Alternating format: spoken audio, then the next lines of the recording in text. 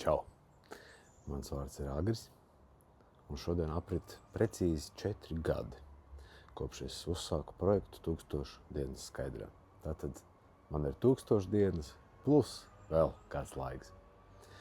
Un es parasti šajos te ikgadējos raidījumos, teiksim, nosauksim to tā, publicēju, pasaku informāciju, ko es esmu pamanījis, kas ir mainījies manī, kopš es nelietoju vairs alkoholu.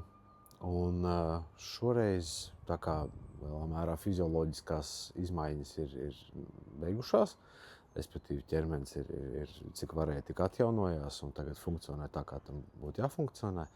Droši vien, ka tad svarīgākais būtu pateikt pāris lietas, ko es esmu pamanījis, kas ir izmainījies manā dzīvē kopš 3. un 4. nelietošanas gada. Un tās 2 galvenās lietas ir. Pirmkārt, man ļoti pārliecinoši pārņēma viena ļoti milzīga skaidra pārliecība, atziņa par to, ka es ļoti nožēlotu pirms nāves, atskatoties uz savu dzīvi, un ja man būtu jākonstatē, ka es esmu vienkārši notralinājis savu dzīvi, ka man ir bijusi dota viena iespēja sajust prieku patiesi, sajust skumjas patiesi, sajust pilnīgi visu patiesi. Jo vairāk laiks iet, jo lielāk man sāk veidoties pārliecība par to, ka katrs mirklis šajā dzīvē, ko es esmu, kurā es esmu bijis, bet es neesmu bijis pilnībā skaidrā, es to neesmu līdz galam piedzīvojis. Un jā, protams, te var diskutēt par apjomiem, cik daudz un kas un kā. Un vēl joprojām pat arī tāpat viena vīna glāze izmaina to, kaut vai uz to brīdi, cik laimīgs es tajā brīdī jūtos. Un ja tā sajūta ir izmainīta, tad manā galvā izveidojas tāds priekšstats par to, ka es neesmu to piedzīvojis 100%. Jā. Kaut kādā mērā man iezagās pārdomas un bailes par to, ko es redzēšu un kā es redzēšu pirms nāves. Tā ir viena no manām pārliecībām, un otra, kas ir ienākusi, ir tāda, ka mans ķermenis man ir dots, lai strādātu. Es pat jau vairs neesmu pārliecināts par to, vai manas darba spējas ir pieaugušas, tāpēc, ka es vienkārši nelietoju alkoholu, vai arī tas ir cēloņi sakarīgi. Bet es patiešām cenšos daudz darīt. Kā jūs redzat, 1000 dienas skaidrā projekts vēl projām ik pa laikam izlaiž jauns raidījums. Es esmu kopā ar savu draugu Ansu Klinsonu izdevis grāmatu 30 dienas skaidrā. Ir izveidots kurs 30 dienas skaidrā. Es esmu faktiski uzrakstījis un jau pabeidzis otru savu grāmatu, kur es ļoti ceru šī gada laikā izdot. Es esmu aktīvi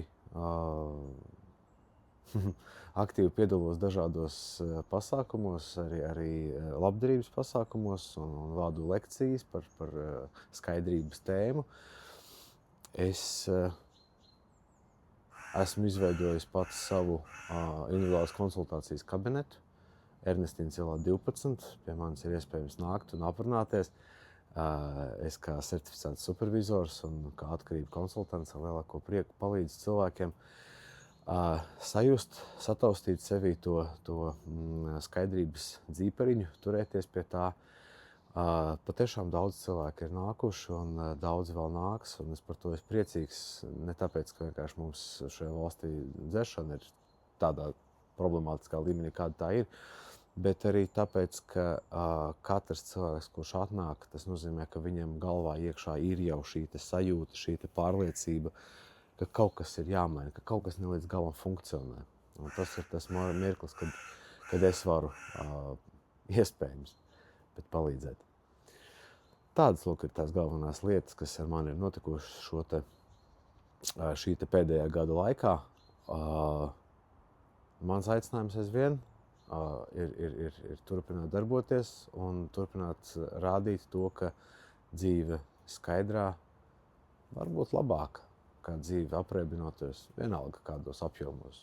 Ja mēs runājam par dzeršanu līdz sāk tiek vārīti sūdi, tad tas jau, protams, ka ir jau destruktīvi un devianti, ja tev ir šī te saucamā kontrolētā lietošana.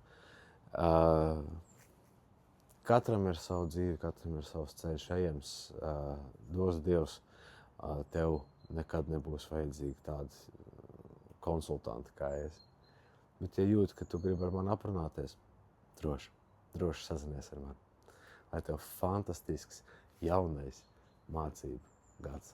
Mums visiem ir ko mācīties, gan vienam no otra, gan pašiem no sevis. Čau! Un uz tikšanos kādā jau nākošajā 1000 dienas skaidrā raidījumā. Atā!